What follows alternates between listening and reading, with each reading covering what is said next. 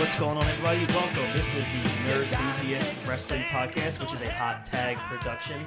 I am Christy Francesco. Joining me, as always, is Kyle Barone. What's going on, my man? Not much, man. How you doing? Doing well. Today, I called a little bit of an audible. I reached out to Kyle yesterday. Which was Tuesday, when we're recording this on Wednesday. So Tuesday was the 67th birthday of Hulk Hogan. So I figured, all right, well, we did a Shawn Michaels episode on his birthday. We did a tribute to The Undertaker after the last ride. I don't think there's any problem with talking about Hulk Hogan, especially the day after his birthday. I don't think there's ever a bad time to talk about the biggest box office attraction in the history of the sport of pro wrestling. This is a man that, if it wasn't for him, Kyle wouldn't be here talking about wrestling on a podcast. Yeah, we might not be doing this podcast. That's absolutely correct, man. And, we were just going over some of the stats from the Wrestling Observer, just outrageous things that, Dave Meltzer voted Hulk Hogan on this and that. And, it's just ridiculous. But we're going to talk a little bit about Hogan's first run in the WWF at the time, which was like 84 to 93, 94. Right before he left, and at that time everyone thought was retiring from pro wrestling. We obviously know the best was yet to come again for Hulk Hogan. But Kyle, before we kind of go a little bit of a timeline, we might jumble around a little bit. Yesterday, Hulk Hogan, man, 67 years old. A lot of people I talked to today thought he was older than that. But you look at a guy like Hulk Hogan, man, it's really hard to kind of put into words how meaningful he really is to pro wrestling. And a lot of people probably thought he was older because when he was 30, he looked like he was 48. Pro wrestling, man. He's had that, I look 40 when I'm young looks. Like, if you'd have told me to guess his age, I would never have thought 60. I mean, I'd probably know because I followed a guy. But if you ask the average person, how old do you think Hulk Hogan is? If they haven't seen him in forever, they'd be like, oh, he's got to be like 78. But no, just because he looked really old when he was 30 years old. Absolutely. So back in January, we saw it was the, 36 years.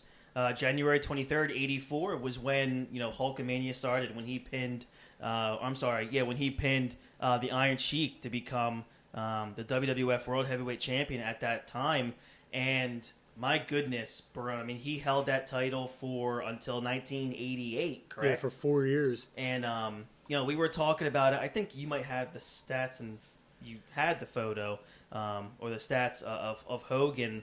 When you look at something like that, you look at how long Hogan had the title. You even look at how long he had it. Later on we'll talk on the show with WCW.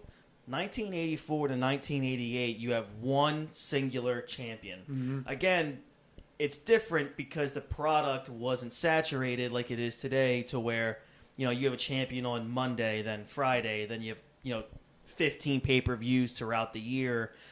Back then you had the live events, and you had like, maybe at the time in 1984 it was only WrestleMania, and a couple years later you're up to 3 or 4 max pay-per-views a year. So, having a champion for 5 straight years, in the grand scheme of things, isn't that bad. Internet wasn't around back then. So, the attraction that's when pro wrestling was a live event business. Mm-hmm. And we all know the absolute smashing records that Hogan was in those mid to late 80s, as that traveling world champion. In your opinion, is that something that can work today at all? Absolutely not. You get, when I was looking this up earlier today, when we were going back and forth about title reigns, AJ, I think, is the last one to hold that belt for more than a year. And it was like 377 days or something like that. Mm-hmm. And Punk was before that, right? Punk was before that, and that was, 434. And he had a good run. He did. But he was, and we've talked about this before with Punk, where he was in a shit spot where, he was the title holder, and Cena and whoever he's with are the main event. But you can get away with a year-long championship if he's booked correctly. not Brock because he's never really there. But if it's done right, like Punk's was great because he turned heel in the middle of it. He you did. know, so he had a great babyface run. He was on fire, and then he turned heel. I don't think it could work today, especially not for 4 years. There's no way. Like you said, after 3 months, if it's stale, the fans are screaming for a title change. Right. Now, back on that moment, January 23rd, we remember watching the video. We see Gorilla Monsoon proclaiming, Hulkamania is here because, he referred to his fans as the Hulkamaniacs. It's something that we all obviously hear today. His 3 demandments, which is training, saying your prayers, eating your vitamins. So when you look back, Barone, what was it, and this is probably hard to even answer, what was it that made Hulk Hogan become such an unbelievable phenomenon where you have, Bruno was the guy before him in terms of the WWF at Vincent K. McMahon, the father, but nothing ever to the level of Hulk Hogan. Like, what do you think was it? Was it the people that already knew him from, like, Rocky 3? Like, what was it, do you think, about Hogan that just literally out of nowhere you have this, national phenomenon? I was gonna say Rocky 3 has part to do it, but TV, like this dude's on TV. Bruno was never really on TV. It was like, if you followed it, you knew he was coming to the Garden or wherever he was around the country. But Rocky 3, if you go back and watch that with Thunder Lips, yeah, it's camera angles, but they make Hogan look like a goddamn monster. They really do. He's not that big. I mean, Stallone's small, but they make him look like Hogan look like he's 7'2". So that was a good introduction to Thunder Lips as this larger than life person. And then WWF brings him back, and now they're getting TV deals, or maybe not TV deals, but he's on TV more. So you get when the Saturday Night main events come around, WrestleMania 1, they're booking him on like talk shows and stuff with Mr. T. So you get this dude who, everyone who watched the A-Team, Mr. T's like the jacked guy of that group. And then standing next to Hulk, he's a midget. You're right. Or a little person. So you get this larger than life, over the top, good guy who's telling everyone to train, say your prayers, eat your vitamins. He's the champion. He's beating the shit out of everybody. I mean, what's not to hop on? I agree. So, let's just basically go over how what the Hogan formula was, and there was a formula for a long time. We talked about the training, saying your prayers, eating your vitamins. His in-ring entrances with that incredible Real American theme song. I think he was like one of the first pro wrestlers to have a theme song. Yeah. His entrances involved him. It was a ritual of ripping the shirt off, flexing like the ridiculous physique that Hogan had for a long time. Whether it was real or not, it doesn't matter. It was back then. Who cares? He would flex. He's listening for the audience with the exaggerated manner that he did. The majority of Hogan's matches during this time involved him wrestling nothing but heels who had been booked, as unstoppable monsters, right? As a baby face, the heel factory that they called WWF. Right. It was the heel. It was a heel monster factory. So they would use that routine to completely build a super baby face, like you said. He was always booked to the moon. Using that format, which became the routine, Hogan would deliver steady offense, but eventually lose momentum, and then all of a sudden, as he's nearing defeat, right when you get the crowd in the palm of your hand back then, there's that second win. He would Hulk up, and you would see back then. You go into WWE Network and you look at the crowd. Like, it was just that slow burn, and then when he just hulked up, either kicking out at 1 or a quick 2, he would just feed off that energy. The three punches off the ropes, big boot, bam, leg drop. This formula worked for so long, and you go back now and you see the wrestling that we watch today, and it's incredible. Obviously, once the technical aspect of it came, but Kyle, back then, when you're your age and I'm, my age, and you're even the adults back then, because they were the ones buying all the merchandise, making him a bajillionaire.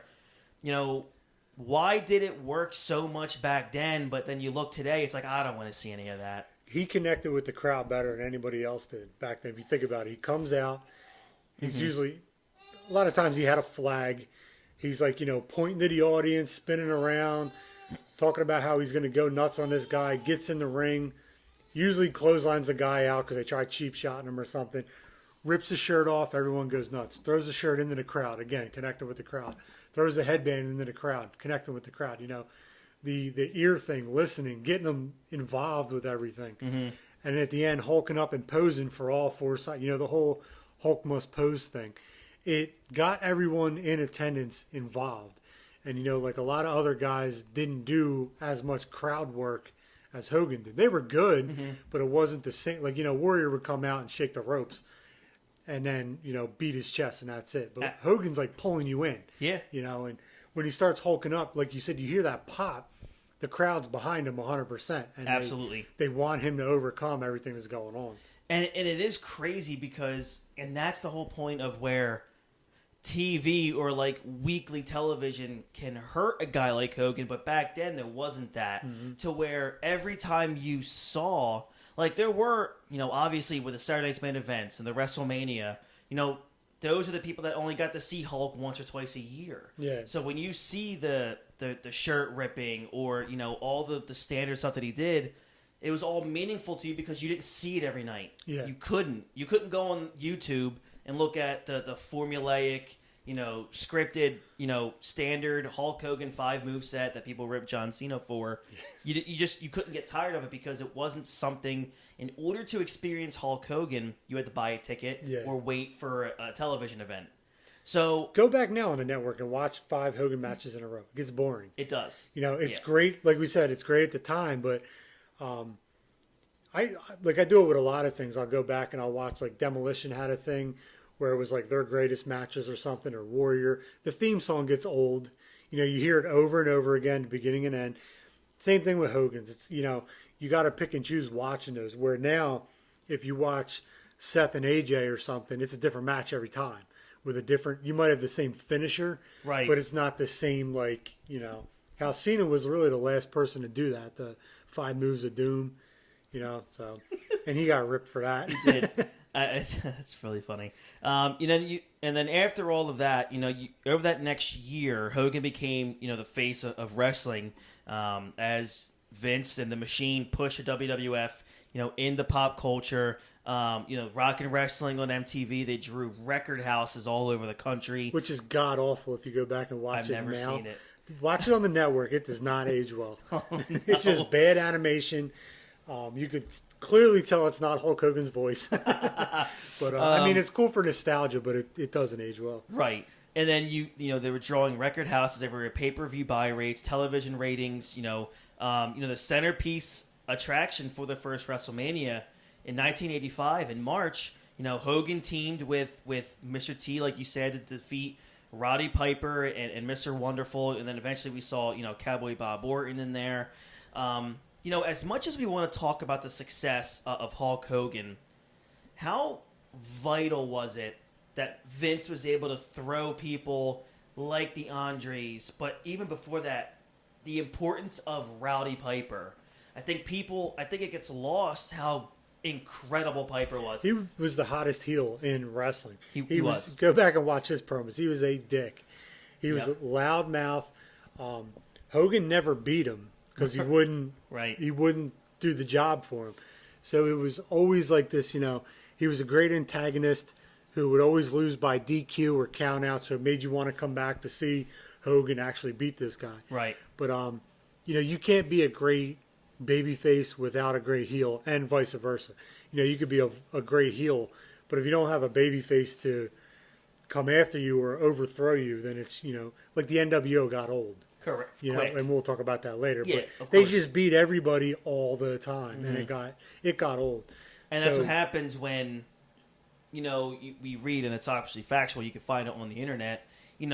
Hulk had complete creative control. Mm-hmm. So if he wants to get a piece of the money, he's not going to book himself to lose unless it means something. Mm-hmm. So, obviously when it came to the NWO, it got old because it's like, well, it doesn't really matter. What am I going to watch? They're going to win anyway. Yeah. There is no difference there. But, when you have a guy like Vince who calls the shots, you're kind of able to control the scenario. Like, Hulk, you're making a crap ton of money, and that's great, because you are the star. That's great, but the machine behind you is the one that's pushing out your merchandise and promoting you all around the world, all around the country, and all the arenas. And I just thought that Vince and the WWF like perfectly promoted Hulk Hogan. Mm-hmm. I mean, I think the only person since that they've been able to just perfectly promote was Austin. Mm-hmm. Obviously The Rock was a huge star, but he was fortunately for us, but unfortunately, like for a guy like The Rock, he was always second fiddle to Austin. Austin, yeah. Whereas, obviously, if there was no Austin for that time period, The Rock would have been the biggest star ever. If Rock hit his stride or kind of debuted like 2001 and then hit his like main event 2003-4, it would be Hogan, Austin, Rock, Cena. He'd be that dude in between Austin and Cena. But we got two of the biggest stars at the same time. Yeah, which obviously is great for us, but it can be detrimental because the longevity just wasn't there for either of them.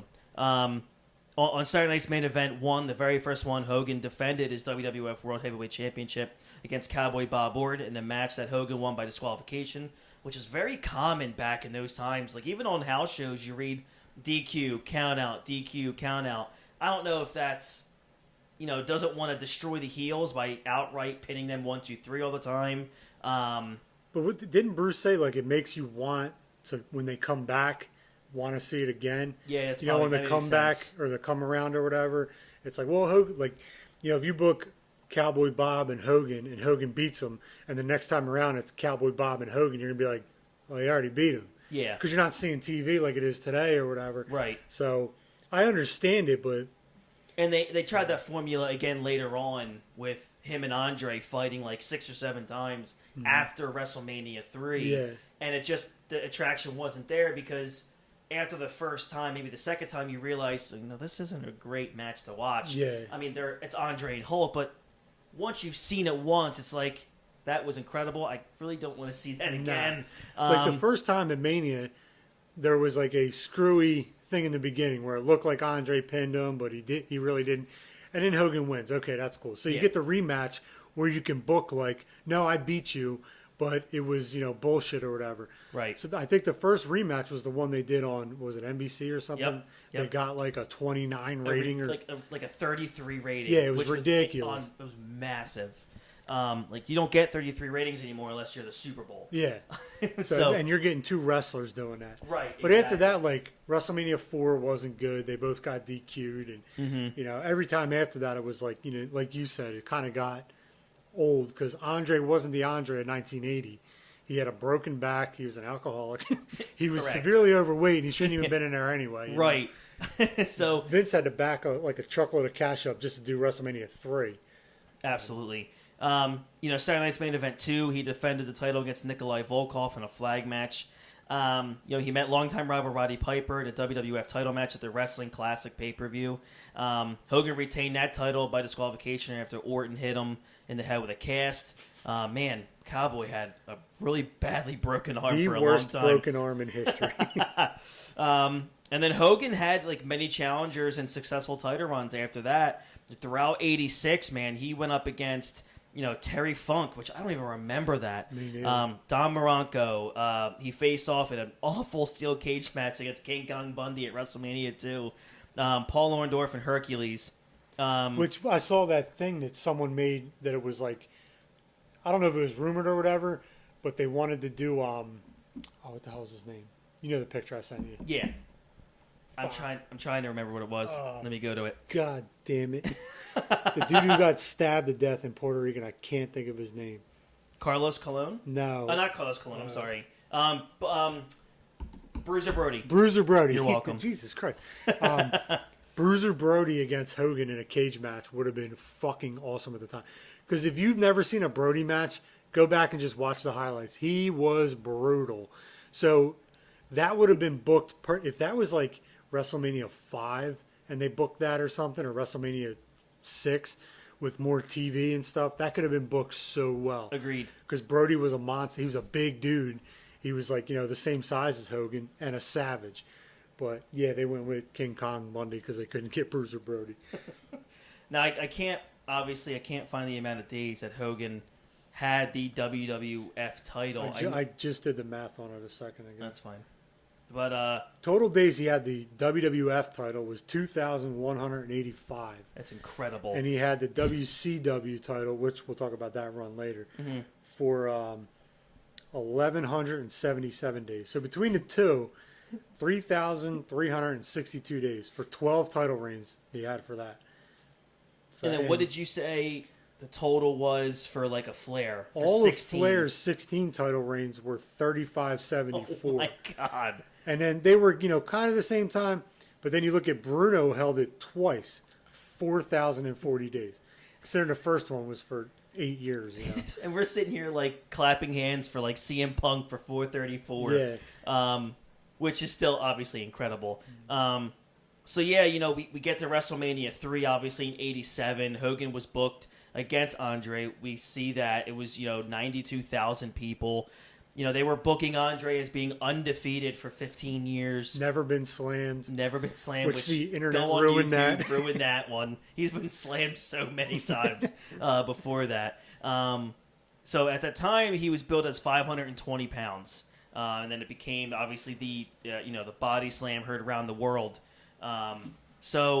He remained the champion for 4 years, which was 1,474 days. In like we just talked about this, in front of 33 million viewers, Hogan finally lost the title to Andre on the first main event. Obviously, that whole Earl Hebner, Dave Hebner scam. All that money DiBiase has. That's correct. WWF World Heavyweight Championship was vacated for the first time in its 25-year history because quote-unquote WWF President Jack Tunney decreed the championship could not be sold from one wrestler to another. How awesome was $1 Million Man as a heel back then? He was great. Again, like Hogan always had these great heels to do programs with. At WrestleMania 4, Hogan participated in a tournament for the vacant WWF Championship. To regain it, he and Andre were given a bye. You get byes now. But their match was a double disqualification. Later that night, Hogan came to ringside to stop Andre from interfering, which helped Macho Man defeat Ted DiBiase to become the WWF champion. So this is kind of where it really starts to ramp up in terms of Hulkamania, because now you kind of have, for the first time, that second rising babyface in Macho Man, who is literally, and look, despite what I think of Macho Man, I can appreciate and I can understand the absolute charisma that oozed from this guy. And, he was almost like the first of his kind. He was like the WWF's version of like the swag Ric Flair with the flamboyancy of the promos that were just completely cocaine riddled.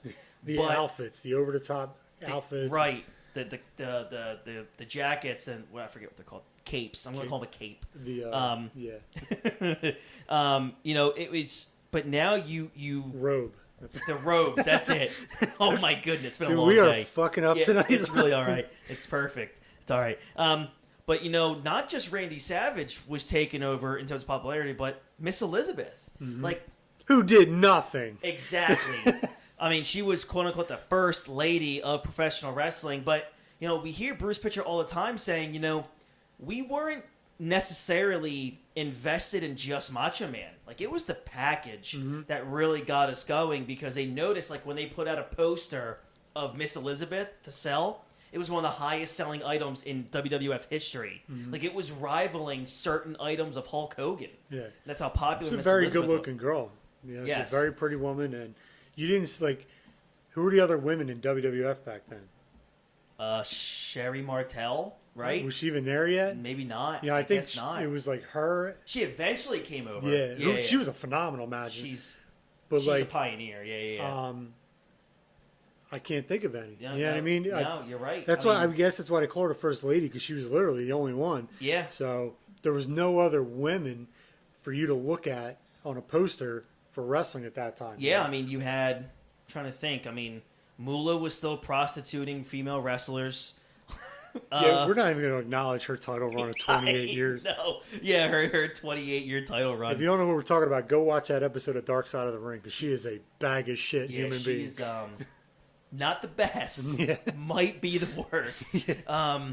So together, you had Hogan, Savage, and Miss Elizabeth. They formed a partnership, famously known even to this day. T-shirts still sell when they come out. The Mega Powers, and this is when my co-host here first became a pro wrestling fan. Yeah. So, as much as you can recall, what was it about? Like, were you a Savage fan then, or was it like, oh, Hogan must be joining forces with this guy? I love this guy too.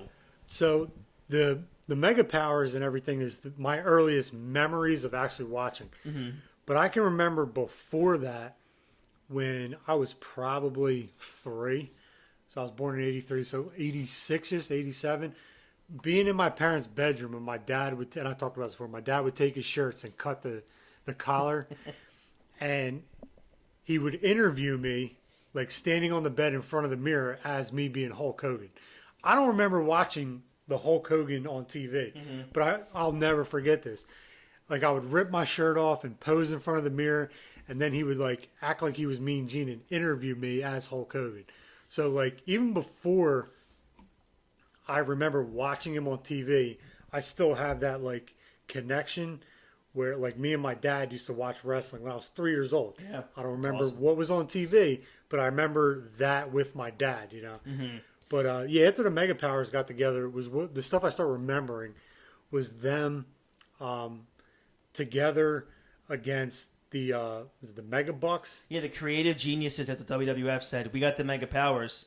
Let's do the Mega Bucks. Yeah. With DiBiase and Andre. And DiBiase earned his paycheck during those runs because Andre couldn't do much, and he was a workhorse. Working man during that. So that was when I started watching him, and the rivalry with the Twin Towers, where they ended up breaking up. Will forever be burned in my brain. That match where Savage went through the ropes, knocked out Elizabeth, Hogan, and that's like the end of it. Mm-hmm. I'll never forget that. Man, Liz took a bump. A hard bump. If you go back and watch that for someone who didn't work, she took a rough bump on that one. Yeah, she did. And to this day, it's one of the most famous, events and the most famous, I guess, storylines in the history of wrestling. Because after that, you get the whole, the whole backstage fight that was famous, where Macho Man comes out of nowhere and just drills Hogan in the side of the head, and then it starts building this huge feud because just months prior, like, this is the hottest thing in the world right now. Mm-hmm. Like, the two biggest stars are together, but like, that's the beauty of wrestling, because when you look back now as people who have watched wrestling forever, you look back now and you go, man, what a build. Mm-hmm. Like, they were partners, and then like slowly you could see the cracks. And I listened to the Bruce Pritchard, the Something to Wrestle podcast, where he talked about the little things they did. Mm-hmm. Where like Hogan would pick her up and Savage would give this look, like, and then he'd be like, oh, okay, whatever, we're partners. Or like Hogan would touch her back and graze her ass. Yep. And Savage, like all these little things, and Savage played it like, I see the lust in your eyes and all this. And the other guy who put it over better than anybody was Jesse. Yes. If you listen to him on so good. Lust Hogan, he called them, and the pukesters, and he was so good. Oh, I love it. And then, so the Mega Powers, like we just said, began to implode. Like, basically, because they were portraying Randy Savage as being so jealous and paranoid suspicions that Hogan and Elizabeth were more than friends. Come to find out later on that he was an extremely paranoid person in real life. And yes, would lock her in like hotels and stuff. Like, never seen a more high strung human. Jealous, yeah. Holy cow! What you saw on TV apparently was how he was in real life. Like, did Miss Elizabeth like not put out? Like, I don't know. How could you be so high strung like that? I don't know. You should be calm and cool. Right. I think Savage was one of the first guys that probably lived his gimmick. Oh yeah, had to have, right? Flair and then him. Oh God, yeah. So at the Rumble of '89, Hogan eliminated Savage from the Rumble, but while eliminating Bad News Brown, which caused tension, only to be eliminated by the Twin Towers himself. In early '89, the Mega Powers broke up while wrestling the Twin Towers on the second main event television show when Savage accidentally collided with Miss Elizabeth that we talked about, that big bump. Hogan, acting like he was crying and this woman was dead, is carries her like a baby into the backstage area where she was receiving some kind of 1989 medical attention on those weird looking beds. So obviously they left Savage in the ring to lose. Well, he was getting beat up, and then Hogan came back out. Right. And that's when he slapped him in the face. Right. And that, where Hogan eventually had to win the match by himself. After the match, Savage, like we said, attacked Hogan backstage, which started that big feud. And their feud culminated at WrestleMania 5, man, Atlantic City. The Mega Powers exploded. Like, if you just go back, and I might use this as the bumper to this episode, is that opening promo that of Vince talking about the Mega Powers exploding, and it was just it was so cool, and I feel like it's almost impossible for that to live up to the hype that thing created, that whole story created. But I went back, I actually watched the match today again, and the Trump Plaza was a dumpster. And I felt so bad because, like, that's the kind of match that I want to see, like, at the Pontiac Silverdome. Yeah. But they got to walk down these steps, and it's so narrow. You have security all over them. Like, Hogan can barely do his gimmick. You have, like, Macho Man who can't, do anything with his robe and can't act out. It just felt so anticlimactic until both of them got, like, in the ring. And the crowd just went nuts for Hogan. And if you go back and watch that, there was some boos then for Hogan. Yeah. And you could hear it because people were just, so in love with Macho Man. But, this is 1989, so we're, 6 years now into Hulkamania. Mm-hmm. The same thing every night, every town, every pay-per-view. In your opinion, looking back now, because that's all we can really do in hindsight because we were so young, looking back now in hindsight, would you say 89 was probably the absolute peak of Hulkamania? Yeah, 89 into 90. That was probably the peak, like you said, of Hulkamania, where he was red hot on top. And now it's like you're getting, you got the WWF magazine. They now have 4 pay-per-views, more shows, more things to put him on, more TV shows he's doing. Mm-hmm. So it's like he's everywhere. And he said it about Cena, about how he does all the Make-A-Wish stuff. He's like, I did that. He's like, it wasn't publicized, right, but I was doing all these things off camera that you didn't see that Cena's doing now. Right. So his schedule was just fucking insane. Yeah, I can't even imagine. And that was, to me, that's peak Hulkamania. Because after that, like, it was still cool, but 89 into 90 till he lost the Warrior was like the top. He was going to get. The tippy top Hulkamania, yeah. Because, Hogan's second run in 1989, though, it did last a year. It lasted a long time. He defended the title in 2 matches against Savage. In April, he lost both times by countout before beating the Big Boss Man, Big Boss Man was an underrated worker. Was that the one in a steel cage? Yes. With Zeus debuted on that. Yes, I absolutely. I remember that like it was yesterday. Yep. That was the first time I ever saw a superplex off the top of the cage. Oh. Boss Man was like hanging off, and Hogan superplexed him down, and they both laid there for like laid there for like 5 minutes. I think they went to commercial, came back, and they're still kind of like, and then they do the count to 10 or whatever. Yep. But yeah, that was when Slick debuted Zeus. The human wrecking machine. Zeus. Loved his promos. In May on WWF on NESN, which is up north near Boston, Hogan retained the title by losing once again by countout against Savage. This was also the last time the WWF World Heavyweight Championship was referred to as such during a television title defense, as Hogan's next successful title defense against a Honky Tonk Man saw the title being renamed and referred simply as the WWF Championship. So, yeah, I didn't know that. Also, during Hogan's second reign, he starred in that big-time blockbuster, No Holds Barred. Look, I've seen the movie. I like it. It's like a guilty pleasure. It is. As a kid, I thought it was badass because it's, it's your hero in a movie. But if you watch it now, you said it was god it's so bad. It's on Hulu. Check it out. It's Please. fucking terrible. Oh, it's so funny. But it is like a guilty pleasure. Like I think I've watched it twice since I found out it's on Hulu. And But we did get Zeus out of it. We did get Tom Lister, Lister Jr. as that. He was called the Unstoppable Monster.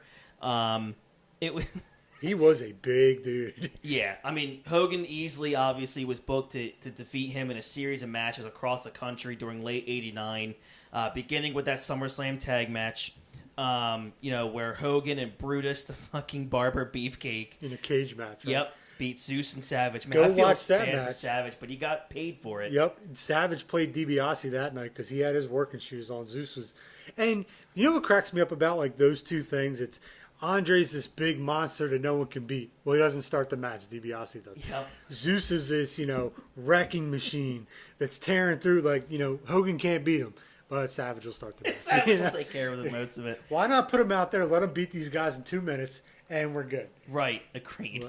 and then we go into Survivor Series, where once again the creative geniuses at WWF pitted the Hulkamaniacs against the $1 Million Team. I had this on VHS. Did I've you? Seen, yep, I've seen Survivor Series '89 more than I have probably any other pay-per-view because it was like the only one I had on tape when I was a kid, and I watched it over and over again. Oh my gosh, it's so good. And then of course Hogan was disqualified by Dave Hebner, obviously in that. Hogan and Beefcake then defeated Zeus and Savage in a rematch at the No Holds Barred pay-per-view. The match end and the feud. movie. I remember that too. Hogan also had defeated Savage to retain the WWF Championship in their official WrestleMania rematch on October 10th at a United Kingdom only pay-per-view, which was the first WWF UK event at the London Arena. So during his second reign as the champ, Hogan won the 1990 Rumble match before dropping the title to then the Ultimate Warrior at WrestleMania 6, April 1st, 1990. So this is the first time from a storyline point of view, two legitimate baby faces main eventing a WrestleMania. And you look back now, I guess it was not the greatest decision to give the ball to Warrior when you look back, but at the time, I mean, it was Hogan, Warrior. Yeah. In terms and of they thought popularity. Hogan was leaving to do movies and stuff, so they Right. needed their next big baby face. But if you go back and watch that Rumble, when those two have the face-off, Oh, the fucking pop is ridiculous how loud it gets. And that was like the first time they ever really like had a face-off, but it was the two biggest baby faces, and then Jesse's like, "Whoa, look at this," and the crowd realized the same thing. Like, what's going to happen? yeah, that was like you said. It was the first of its kind. So you have just peak Ultimate Warrior, and like Hogan loses clean. And I think you and I talked about that was the second time he's ever lost clean. Yeah, the other time I couldn't. It was probably like before he had the title or something, but that's the first I can think of since he beat Sheik. Yeah, you're right. I don't Yeah. think he's ever lost clean up until then, and I mean it's good booking Very much so. if you want to get the Warrior over. Yeah, I mean, have you watched that match recently or no? Have you? Okay, yeah, so did I, and It's not bad. it's really not. I mean, again, all the crap, and we'll go into a little bit later at the end when we talk about the first run of Hogan and the significance of it. All the crap that the guy gets, he was a ring general. He could work, and His psychology was perfect. Just look at the match with The Rock, but all the way in WrestleMania 18.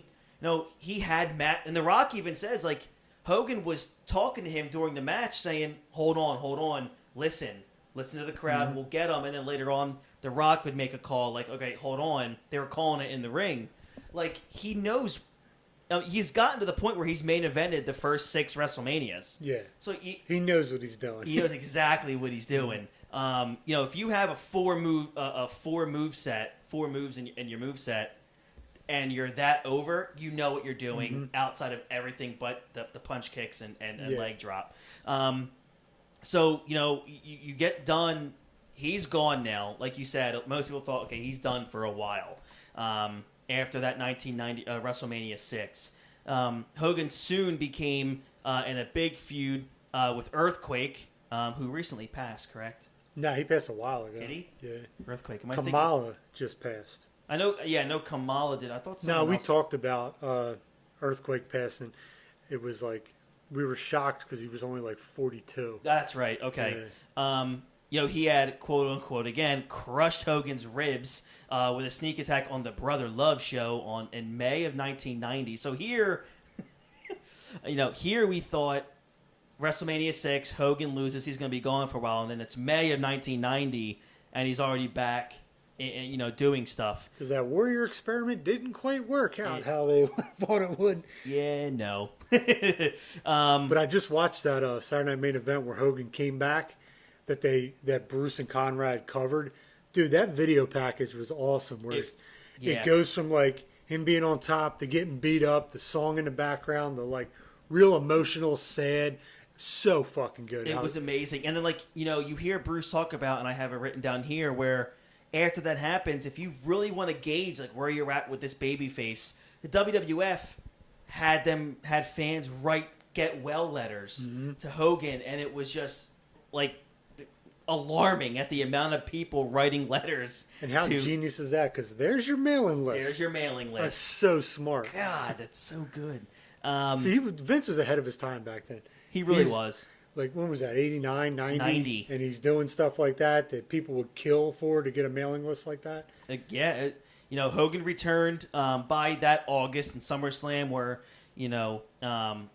and he, for several months, just dominated Earthquake in a series of matches all over the Horn. He added a fourth demandment, I remember, during this whole thing, which is believing in yourself. So say your prayers, take your vitamins, train, and believe in yourself. Perfect. 3 I's: integrity, right? Intensity, intelligence. So the Immortal Hulk Hogan, man, that was when he started becoming the Immortal Hulk Hogan. So it was right in like around 1991 when you started hearing the Immortal Hulk Hogan. That was actually how he was being introduced. He became the first wrestler to win the 2 Royal Rumble matches in a row. As he also won the 1991 Rumble match at WrestleMania 7. Hogan stood up for the United States of America against that awful American Sergeant Slaughter, defeating him for his 3rd WWF championship. And then, 1991, man, this is one of the biggest controversies in terms of what could have been. 1991, in comes Ric Flair. Mm-hmm. And the real world's champion. Right. If you heard anything from Bobby Heenan during that time. The real world's champion, Ric Flair. Yep. That's all you hear. Every time we talked about Ric Flair was the real world's champion. And as a kid, I'm like, what are you talking about? No, Hulk Hogan, this is the only champ they have. Who is this guy? I didn't know there was anything outside of WWF as 7 years old. Right, exactly. So you go right around this time where, there was the beginning where, Hogan lost his championship to The Undertaker because of the help from Ric Flair. Yeah. And, Flair wins the 1992 Royal Rumble, which is considered, widely regarded as the greatest Rumble of all time. But, Hogan obviously failed to regain the championship as he was eliminated by Sid Justice. And in turn caused Sid to be eliminated, leaving Flair the winner and the new champion. Then Hogan and Sid were a tag team against Flair and The Undertaker. But that didn't work out well. So, you go into... You're going to pit, and it always never made sense to me. The whole plan, yes, The Undertaker winning the title was huge, but it's almost like it was the third wheel to people, because when you look back now, you're like, all right, Hogan has to lose, because now it's just, there's going to be some way where it's going to be now Hogan and Flair at Mania. It was cookie cutter with him and Andre, where it was like, even though it was a screwy finish where Undertaker did hold the belt for like 3 fucking days or 5 days, whatever it was. But it was the same thing. It was like, well, we'll put it on Taker and then we'll basically put it back on you, but they'll both be screwy finishes. So we'll strip the belt and the Rumble will be for the belt and they'll both be in it, So it was a way to get the belt off Hogan without getting it off of him and put it on Flair without having Flair beat Hogan. Right, and again, that was the third time that we ever saw Hogan lose clean. I mean, there was a chair there, but he was pinned 1, 2, 3. Pinned 1, 2, 3. Yeah. And he lost. And man, what a huge moment for the Undertaker. But still, you never got that Flair Hogan match where I think in 1992, it might have been much bigger in 1988. Monster heel in Ric Flair versus the number one man in the world at the time. But 1992, it still would have been great to see because it felt like that's what you're building to. You're building to like the world champion and coming in from another company, still claiming he's the world champion, and you're coming into Hulk Hogan's territory, and you just never got it. I mean, was there anything ever said of why that never happened? Nope, and I don't think it ever will be.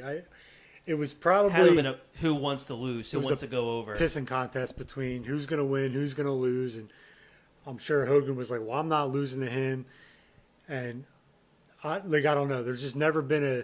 Every time you hear them talk about it, they'll be like, "I don't know why it didn't happen." Like, you fucking know. You're just not. Of course, you both know. Yeah, you're just not saying it. Yeah, you're not going to ever convince me that you're not privy to these conversations that are being held. Yeah, did Vince just one day say, Savage and Flair and Hogan and Sid, Right. So we're getting close to the end of the first run, which will be obviously we're reaching the end here of this show, and then obviously probably next week or the week after we'll get into the beginning of Hogan and everything in WCW.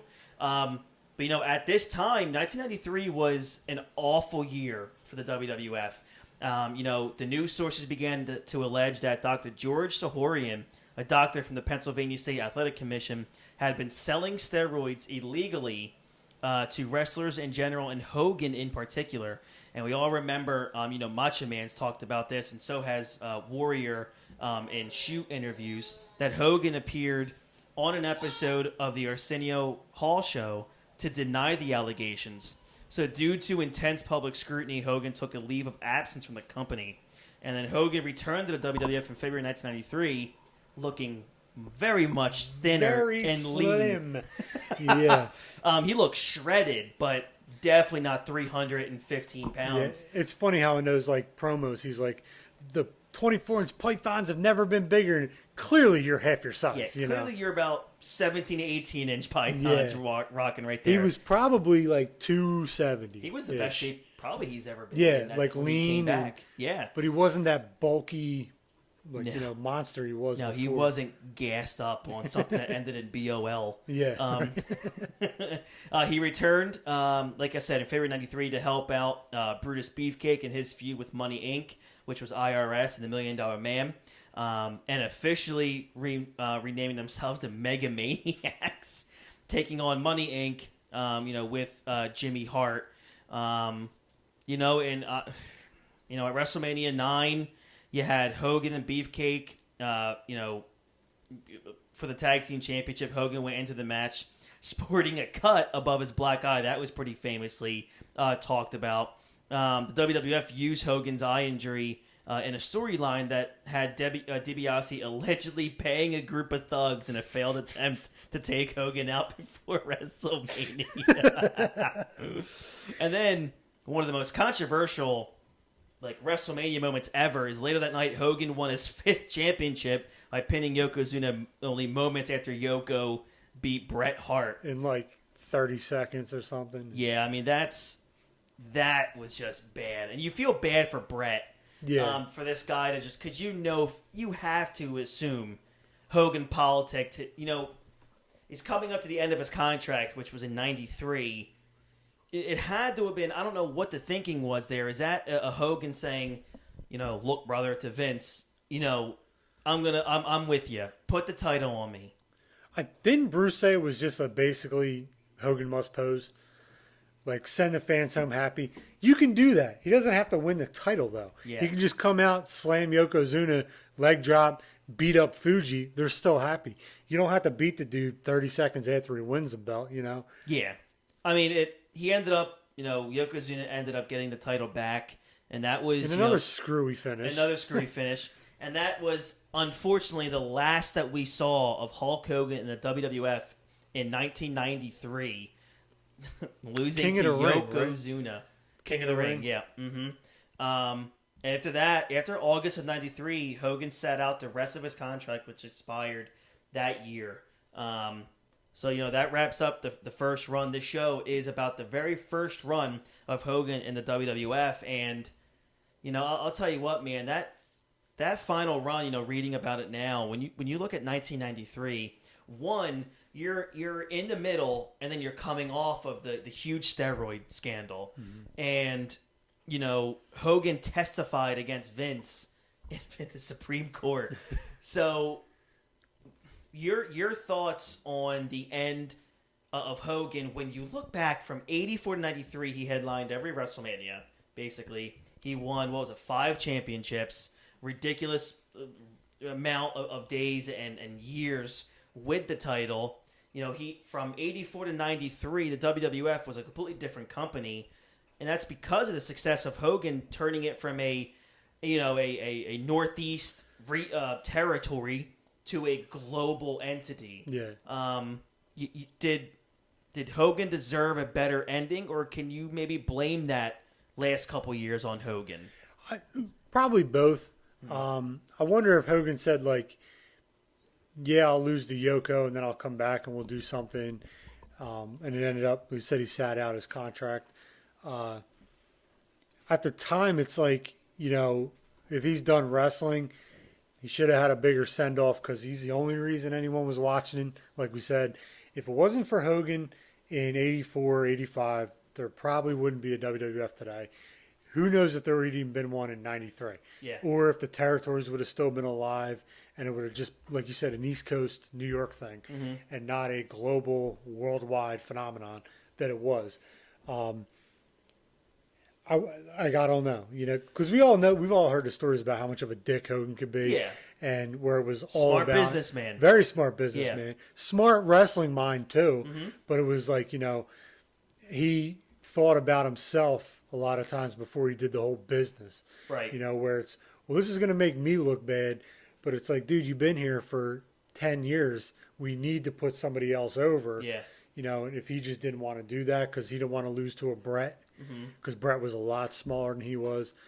I mean, Yoko was shorter, but he was a big, nasty monster heel. So, it was, in hindsight, what we got afterwards was better, was good.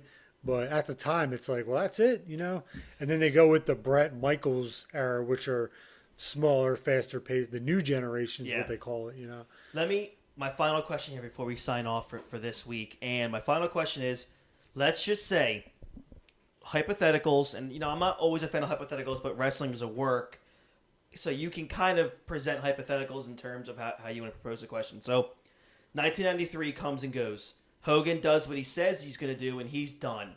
And which, at that point, you probably think, geez, rightfully so, the guy's probably living in pain every single day of his life. So the end of 93 is the last time we see Hogan in ring, let's just say, right? From 84 to 93, would you still be able to say he's the greatest of all time? See, and this is where like the hypotheticals come in. Yeah. If he leaves and he's done, there's no NWO. Yeah. Which doesn't force McMahon to change his plans, which doesn't create Stone Cold, which doesn't create the Attitude Era. So if he's done in 93 and then the NWO still happens with Sting and Austin, everything's still the same, just without Hulk Hogan. Right. Maybe not. Probably not. He's probably the best babyface ever. But the NWO run showed he can do a complete 180 of what he was and still be that top guy for 5-6 years. So would he still be on the Mount Rushmore? Probably, because he created, or he got the world's interest into wrestling. Right. But who knows where we'd be at right now if Hogan in 93 was like, I'm done. I'm going to do some movies and I'm going to chill in my beach house. Yeah, and you're right. The NWO doesn't form and they go with this bullshit gimmick factory, and we have my boy Doink and the gimmick factory and WWF. You know what I mean? Like, it's, and this is why we always say, like, he's got to be up there as one of the greatest, because he changed wrestling twice. He did. And, the next time we do this, we're going to go heavy into, it'll be the first time we dive into WCW. And I'm very much looking forward to that. So this is a new audience we're broadcasting this to. You guys for the Nerdthusiast brand over there. With Matt running the show here, and we're very grateful that he reached out to us to join his brand. So definitely head over to YouTube and check out the Nerdthusiast brand that he's already got and the content he's got out there. You are going to hear us much more often on that platform, and eventually you're going to see us doing video. Not sure how you're going to enjoy that aspect of seeing both of us, but still, it's going to be the same content. We might repeat some of the stuff that we've already had a show about because we are going to be reaching a brand new audience, a different audience. The shows and the clips might be a little bit, not as long, but it's still going to be the same stuff, the same content, the same back and forth banter. We're going to probably start sneaking in some current stuff here and there because, look, wrestling is still happening 13 days a week. So there's still so many things going on. We are going to do SummerSlam 2002. Probably next week we might do... I'm sorry, SummerSlam 2005. We could do SummerSlam 05. We could talk about that. Kind of keeping the theme of Hulk Hogan, I guess. And then after that, I would like to go into the second run of Hulk Hogan, but this time in WCW where he completely changed the game forever. And that's going to be a lot of fun to really dig into when we see the birth of the NWO and the death of Hulkamania, because that's what spurned NWO to exist. We're looking forward to that. Follow us on Instagram at the Hot Tag Podcast. You guys that listen, obviously, to the Hot Tag, that still exists. It's always going to be there. You guys, we're going to have the Instagram page constantly updated. Every time we do a show, it will be sent out to all the platforms, Google, Apple, Spotify, and you will get it as, the Hot Tag Podcast. But we're just basically combining everything as the Nerdthusiast Wrestling Podcast for just a different audience and for another, large platform. So the goal of these podcasts are not just to have fun. The goal is, also not just to talk about what we love and from the 80s, 90s, 2000s to today, but the goal also is to grow. I'm not going to sit here, Kyle and I are both dads, so we don't get these kind of hour to 2 hour blocks all the time. So we have to enjoy what we're doing to do this. So the goal is to grow, and thankfully we've reached a point where we can continue to do that.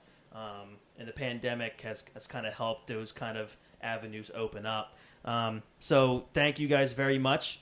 I'd like to give a quick rest in peace to Big Jim Harris, Kamala, who was another one of Hulk Hogan's, the heels he went up against. Yeah, man. And I remember as a kid, he had his handler Kimchi, and Kamala never talked. No. All he did was do this shriek.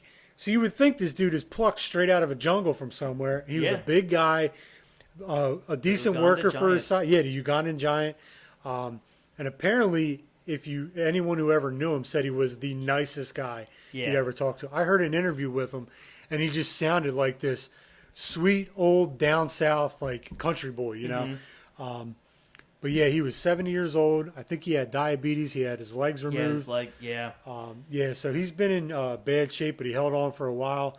But thoughts go out to him and his family. Yeah, for sure, man. If you guys want to hear a really cool interview with Kamala, go on to wherever you guys listen to podcasts and go find the Steve Austin show. That's what I heard. It's very good. Yeah, he just posted this classic interview that he did with Kamala. It's over an hour long. Great interview. So go head over there, give that a plug, give that support, and rest in power to Kamala, who, man, you wouldn't think a gimmick like that would get over, but it did. To this day, a gimmick like that, Kamala. Jerry Lawler came up with that gimmick, I think. Yep. I remember hearing, I think it was Lawler talked about it, because Kamala had the 2 stars and the moon on his stomach. Yes. Well, Lawler was painting that stuff on, and he was just going out there for a while, and he comes back, he's like, Mr. Lawler, why'd you put this banana on my stomach? And Lawler said he started laughing. He's like, it's a moon to go with the stars. But he just saw this big yellow thing. He thought it was a banana. But it's the Austin interview is great. Yeah. It's just you can hear in his voice how nice of a guy he is. Yeah, absolutely. Look, he got a good little around the horn paychecks with Hulk Hogan. You can't, as this guy who didn't talk. So good for him. God bless him and his family. Rest in power, big man. And it was a sad ending for him. He didn't have the great quality of life over the last few years, but we'll always remember him. Obviously, the WWE Network helps these guys live forever. So, head over to the network, watch some old Kamala content just to give that. Watch the Kamala and Undertaker feud. They had a great feud. Really good. He sold that casket like he was afraid of it like no one else. Yep. It's really good if you go back and watch it. Agreed. So go check that out. Such a tough loss for the wrestling world once again. Hopefully that's it for a while. Yeah. It can be really tough sometimes, especially with names like that. This has been the Nerd Enthusiast Wrestling Podcast, a Hot Tag production. I am Christy Francesco. That is Kyle Barone. Thanks again, my man, for stopping in. No problem. Hope you guys have a great rest of your week, and I will catch you guys down the road. Have a good one. Bye-bye.